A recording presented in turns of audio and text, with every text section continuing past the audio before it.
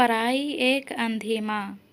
भाग एक अंधी भिखारिन मंदिर के दरवाजे पर जाकर बैठ जाती। लोग दर्शन करके बाहर निकलते तो अपना हाथ फैला देती और विनम्रतापूर्वक कहती, बाबू, अंधी पर दया करो। आने जाने वाले दयालु व्यक्ति 2-4 पैसे उसके हाथ पर रख ही दिया करते हैं। स्त्रियां भी उसके थैली में थोड़ा बहुत अनाज डाल दिया करती। सुबह से शाम तक वह मंदिर के बाहर हाथ फैलाए बैठी रहती थी। रात होने से पहले वह मन ही मन भगवान को प्रणाम करती और अपनी लाठी के सहारे रास्ता पहचानते हुए अपनी झोपड़ी तक जा पहुंचती। उसकी झोपड़ी नगर से बाहर थी। अंधी को अपनी झोपड़ी पहुंचते पहुंचते उसे 2-4 पैसे और मिल जाते। एक दिन जैसे ही वह अपनी झोपड़ी के पास पहुंची, लगभग 10 वर्ष का एक लड़का उछल कूद करता आया और अंधी से चिपक जाता है। अंधी उसे टटोल कर उसके माथे को चूमती है। बच्चा कौन है, किसका है, कहाँ से आया है, यह बात किसी को नहीं पता थी। 5 वर्ष पहले तक वह अकेले ही रहती थी। फिर एक शाम को एक लड़के के साथ उसने देखा। वह बच्चा रो रहा था। अंधी बच्चे को अपने पास बुलाकर उसका मुंह चूम चूम कर उसे चुप कराने लगी। यह कोई असाधारण घटना तो थी नहीं, वह एक भिखारिन ही तो थी, इसलिए किसी ने उसे कुछ नहीं पूछा। उसी दिन से वह बच्चा उसके साथ रहने लगा। वह उसको अपने से अच्छा खिलाती पिलाती और उसके कपड़े भी साफ करती। अंधी ने अपनी झोपड़ी में एक हंडी जमीन के नीचे दफन की हुई थी। शाम के समय जो कुछ पैसा मांग कर लाती, उसमें डालकर किसी वस्तु से ढक देती। खाने के लिए अन्न काफ़ी ज़्यादा मात्रा में मिल जाता था। उसमें से पहले बच्चे को खिलाती, फिर खुद खा जाती। रात को बच्चे पर पूरी ममता उड़ेल कर उसे अपने पास सुलाती। प्रातःकाल बच्चे को खिला पिला कर फिर से मंदिर के दरवाजे पर जाकर खड़ी हो जाती। काशी में सेठ बनारसी दास बहुत प्रसिद्ध व्यक्ति थे। वह धनी होने के साथ साथ ईश्वर भक्त और धर्मात्मा भी थे। उनकी कोठी पर हर समय भीड़ लगी रहती थी।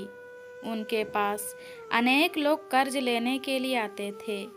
उसके अलावा उनके पास ऐसे भी बहुत से व्यक्ति आते थे जो अपनी पूंजी धरोहर के रूप में उनके पास जमा करवाते थे।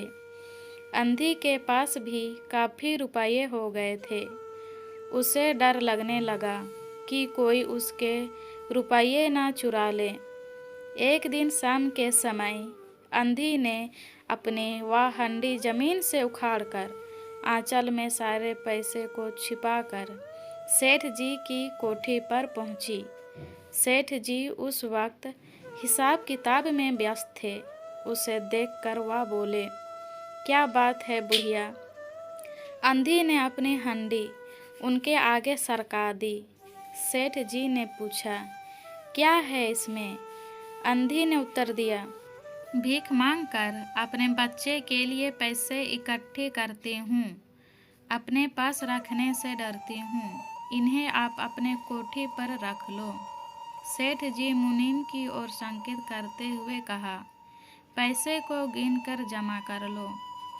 फिर बुढ़िया से पूछा, तुम्हारा नाम क्या है? अंधी ने अपना नाम बताया। मुनीम जी ने नकदी गिनकर उसके नाम से जमा की। अंधी सेठ जी को ढेर सारे आशीर्वाद देती हुई अपनी झोपड़ी की ओर चली गई। 2 वर्ष अंधी को बहुत सुख के साथ दिन गुजारा हुआ। इसके बाद अचानक एक दिन बुढ़िया के लड़के को बुखार ने आ घेरा। अंधी ने दवा दारू करवाई, झाड़ फूक करवाई, टोने टुटके करवाए, पर सब व्यर्थ रहा। लड़के की दशा दिन पर दिन बिगड़ती जा रही थी। उसने सोचा कि शायद अब बड़े डॉक्टर के इलाज से ही फायदा होगा। इस विचार के आते ही वह गिरती पड़ती सेठ जी की कोठी पर जा पहुंची। अंधी ने कहा, सेठ जी, मेरा जमा पूंजी में से कुछ रुपये मिल जाए तो बड़ी कृपा होगी। मेरा बच्चा मर रहा है, बड़े डॉक्टर को दिखाऊंगी। सेठ जी ने कठोर स्वर में कहा, कैसा जमा पूंजी, कैसे रुपए? मेरे पास तुमने कब जमा किए थे? अंधी ने रोते हुए कहा, 2 वर्ष हुए। मैं आपके पास कुछ रुपये धरोहर के रूप में जमा कर गई थी। उनमें से कुछ रुपये दे दीजिए, बड़ी कृपा होगी। सेठ जी ने मुनीम की ओर रहस्यमय दृष्टि से देखते हुए कहा, मुनीम जी, जरा देखना तो इसके नाम पर कुछ पैसा जमा है। मुनीम सेठ जी के संकेत को समझ गया, अतः न देख पाने का झूठा बहाना करते हुए कहा, सेठ जी, इसके नाम से तो एक भी रुपये जमा नहीं है। अंधी वहाँ से नहीं हिली। उसने रो रो कर कहा, सेठ जी, परात्मा के नाम पर कुछ तो दीजिए, मेरा बच्चा जी जाएगा। मैं जीवन भर आपके गुण गाऊंगी। परंतु पत्थर दिल सेठ जी का दिल ना पिघला। सेठ जी ने क्रोध होकर उत्तर दिया, अब तू यहाँ से जाती है या अपने नौकर को बुलाऊं? अंधी लाठी टेक कर खड़ी हो गई और सेठ जी की ओर मुंह करके बोली, अच्छा, भगवान तुम्हें सब देख रहा है। यह कहकर वह अपनी झोपड़ी की ओर चल दी। बच्चे की दशा बिगड़ती गई। एक दिन उसकी हालत बहुत चिंताजनक हो गई। बैठे बैठे अंधी को कुछ ध्यान आया। उसने बच्चे को गोद में उठा लिया और ठोकरें खाती गिरती पड़ती सेठ जी के पास जा पहुंची और उनके दरवाजे पर धरना देकर बैठ गई। बच्चे का शरीर बुखार से जल रहा था और अंधी का कलेजा भी जल रहा था। एक नौकर किसी काम से बाहर आया।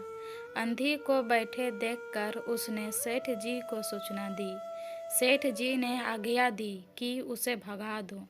नौकर ने अंधी को चले जाने के लिए कहा, किंतु वह उस स्थान से नहीं हिली। मारने का भय दिखाया, पर वह वहाँ से भी ना हिली। उसने अंदर जाकर कहा कि वह वहाँ से नहीं जा रही है। मजबूरीवश सेठ जी स्वयं उठकर आए। देखते ही उसे पहचान गए। उन्होंने उसकी गोद में लेटे बच्चे को देखा तो उन्हें लगा कि उस बच्चे की शक्ल उनके मोहन से मिलती जुलती है।